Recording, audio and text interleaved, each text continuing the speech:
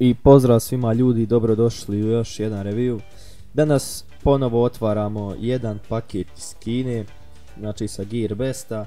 Nisam dugo otvarao pošto malo su kasnije ove pošiljke, pošto je bila nova godina i pošte su prepune tih nekih čestitki, paketa i tako. Evo sada ćemo mi ovo da otvorimo, da vidim s koje strane najbolje. Aha, evo ovako, ovdje je malo šuplje, tako.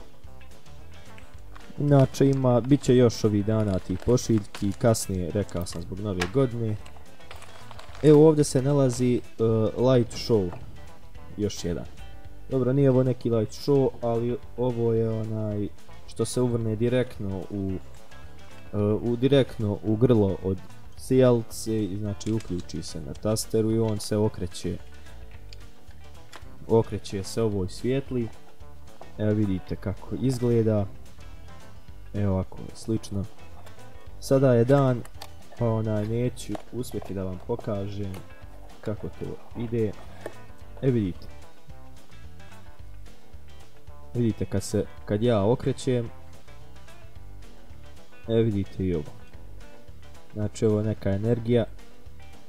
Kad ja okrećem, tako i on tamo svijetli.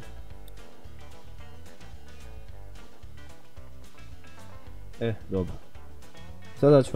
Sada ću ja ovo uključiti u grlo od sijalice. Mislim, uključit ću struju pa ću vam pokazati.